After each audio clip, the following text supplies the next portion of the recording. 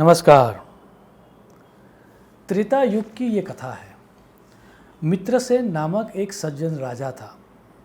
कला के लिए उसके मन में बहुत आदर था, सो दूर दूर से लोग उनके राज्य में आते थे, उसके राज दरबार में यूनिक चीज़ें दिखाते थे और फिर उनको बेच देते थे। ऐसे ही एक दिन एक व्यक्ति उनके राज दरबार में आता है और उस व्यक्ति का नाम था मनु।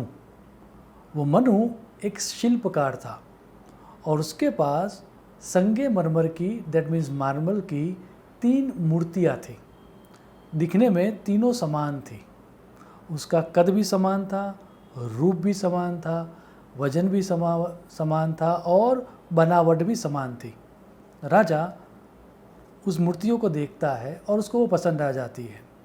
जब मनु से राजा ये पूछता है कि इसकी कीमत क्या है, तब मनु पहली मूर्ति को आगे रख के बताता है कि इसकी कीमत 1 सुवर्ण मुद्रा है। दूसरी को दिखा के ये बताता है कि इसकी कीमत 100 सुवर्ण मुद्रा है और तीसरी को दिखा के ये बताता है कि इसकी कीमत 1 लाख सुवर्ण मुद्रा है। अब ये सुन के सिर्फ मित्रसेन को ही नहीं, जितने भी राज दरबार में जितने भी लोग उपस्थित थे उन सबको आश्चर्य होता है, क्योंकि अभी कुछ क्षणों पहले ही मनु ने ये कहा था कि ये तीनों मूर्तियाँ समान हैं। तो राजा दोबारा मनु से प्रश्न पूछता है कि तीनों की कीमत में बहुत ज़्यादा अंतर है, तो तुम मुझे ये बताओ कि क्या जो महंगी है उसके अंदर कुछ हीरे जवाहरात भरे हुए हैं, या कोई विशिष्ट धातु का प्रयोग किया गया है, या कोई यूनिक चीज़ है उसके अंदर।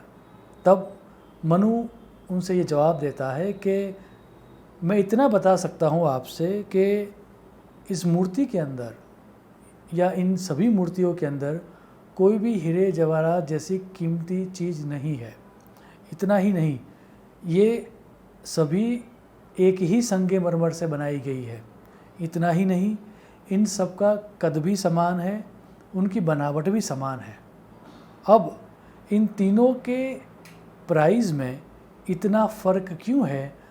अगर उसका जवाब आप दे पाओगे तो ही ये मूर्ति मैं आपको बेचूंगा। अब इससे ज़्यादा मैं आपको नहीं बता पाऊंगा। ये मूर्ति की प्राइस में इतनी असमानता क्यों है, उसका रहस्य आपको ही ढूंढना है। आप किसी भी विद्वान की सलाह ले सकते हो। मैं आपको आज के दिन के लिए ये मूर्ति देकर जाता हूँ, कल सुबह वापस आऊँगा और अगर आपने इसके रहस्य को पा लिया तो फिर मैं आपको मूर्ति बेचूंगा। तो एक तरह से वो राजा को चैलेंज करके जाता है। जब मनु चला जाता है उसके बाद राज दरबार में जितने भी विद्वान लोग थे वो सब मूर्तियों का परीक्षण करते हैं, लेकिन वो प्राइस में इतनी असमानता क्यों है वो ढूंढ नहीं पाते। इतना ही नहीं, राजा खुद भी देखता है।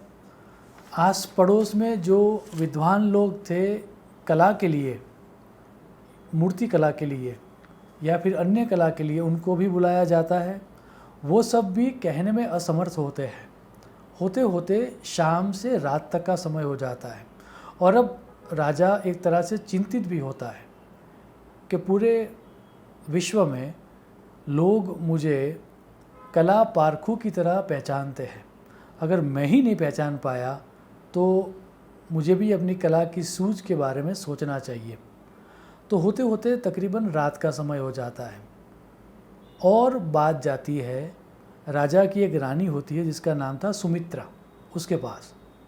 और सुमित्रा बहुत ही विद्वान थी, विदुषी थी। तो सुमित्रा कहती है, राजा से कहलवाती है कि आप मुझे मूर्ति भेज दीजिए। तो तीनों मूर्तियों को सुमित्रा के पास भेजा जाता है। सुमित्रा कुछ क्षणों के लिए मूर्तियों को ध्यान से देखती है। ध्यान से देखने के बाद उसके नज़र में एक बात आती है और वो ये था कि मूर्ति के कान में छिद्र था। तो मूर्ति में रहे कान के आसपास का जो छिद्र था उसमें कुछ है या कुछ नहीं है, या ये उससे क्या होता है, वो समझने के लिए रानी उनके कान में सोने की डोरी, स्ट्रिंग डालती है छोटी सी। तो जब वो पहली मूर्ति के कान के अंदर सोने की डोरी डालती है तो वो दूसरे कान से निकल जाती है। जब वो दूसरी मूर्ति के कान में डोरी डालती है तो कान में डाली हुई डोरी मुंह से निकलती है। और जब वो तीसरी मूर्ति के अंदर सोने की डोरी डालती है तब कान में से डाली हुई डोरी हृदय से निकलती है।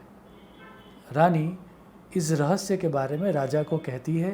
वो दोनों इस रहस्य को समझ जाते हैं और दूसरे दिन सुबह जब मनु राज दरबार में आता है तब सुमित्रा को भी राज दरबार में बुलाया जाता है और पहली मूर्ति अगेंस्ट पूरी सभा के सामने सुमित्रा जी पहली मूर्ति के अंदर कान में सोने की डोरी डालती है और वह दूसरे कान से निकल जाती है।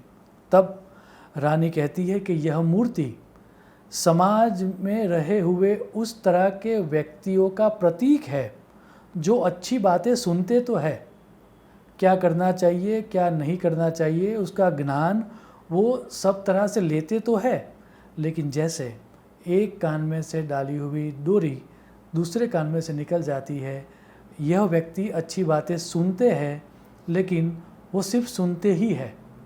सुनने के बाद उनके जीवन में किसी भी तरह का विधायक परिवर्तन नहीं आता। तो इनकी कीमत एक सुवर्ण मुद्रा है, वो बराबर ही है। जब दूसरी मूर्ति के अंदर सोने की डोरी डाली जाती है तब वह डोरी कान में डाली हुई डोरी मुंह से निकलती है। यह दर्शा के रानी ये कहती है कि यह मूर्ति समाज के उन व्यक्तियों का प्रतीक है जो सिर्फ अच्छी बातें सुनते ही नहीं है, सुनने के बाद वह अच्छी बातें बोलते भी हैं। उनकी बातों से अच्छी बातों से वह लोगों को इंस्पायर भी करते हैं, मोटिवेट भी करते हैं और यही कर्म करने में उनका सामर्थ्य भी होता है, अच्छी बातें सुनना और फिर उन बातों को समाज में विस्तृत कर देना, सब लोगों के साथ शेयर कर देना। तो इनका मूल्य 100 सुवर्ण मुद्रा है, वो बराबर ही है। जब तीसरी मूर्ति में जब वो डोरी डाली जाती है तब कान में से डाली हुई डोरी हृदय से निकलती है। तब सुमित्रा जी ये कहती है कि यह मूर्ति समाज के उन व्यक्तियों का प्रतीक है जो सिर्फ शास्त्र की या फिर सुनी हुई अच्छी बातों को अपने जीवन के अंदर प्रस्थापित करते हैं। वो अच्छी बातें सुनते हैं, इतना ही नहीं उन अच्छी बातों को अपने हृदय में डाल के, अपने जीवन में डाल के जीवन में परिवर्तन भी लाते हैं। एक तरह से आप ये समझिए कि उनके वाणी और व्यवहार में उनका ज्ञान झलकता है, रिफ्लेक्ट होता है। ऐसा समझ के चलिए कि their head, heart and hands are in a sync. उनका सोचना, उनका महसूस करना और उनकी क्रिया करना एक तरह से सिंक में होता है। तो वैसे चारित्र्यवान व्यक्तियों के या ऐसे शील वाले व्यक्तियों की कीमत 1 लाख सुवर्ण मुद्रा भी कम है। स्टोरी यहाँ पर ख़त्म हो जाती है, लेकिन वेद व्यास जी फिर इसी सिद्धांत को समझाते हुए एक श्लोक कहते हैं और वो श्लोक ये है, जीता सभा वस्त्रवता मिष्टा शाह गोमता जिता अध्या जितो यानवता सर्वम शीलवता जितम। अर्थात जिसने अच्छे कपड़े पहने हो वह पूरी सभा, दैट मीन्स पूरी पार्टी को जीत लेता है। आपने भी गौर किया होगा कि जो अच्छे कपड़े पहन के आता है, पूरा अच्छी तरह से ड्रेसअप करके आता है, और अगर वैसा व्यक्ति किसी पार्टी में जाता है, किसी सभा में जाता है, तो सभी का ध्यान उसके प्रति आकर्षित होता है। सो अच्छे कपड़े पहनने से या अच्छा कपड़ा पहना हुआ व्यक्ति सभा को अपनी ओर आकर्षित करता है, या श्लोक की भाषा में बात करूँ तो सभा को जीत लेता है।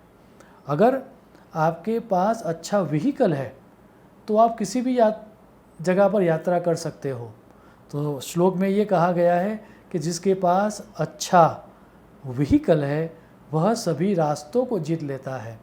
और आखिर में जाके ये कहा गया है कि जिसके पास अच्छा चारित्र है, अच्छा शील है, दैट मीन्स जिसके वाणी, वर्तन और व्यवहार में एक रूपता है, हेड, हार्ट और हैंड्स में सिंक है, वैसा व्यक्ति पूरे विश्व को जीत लेता है।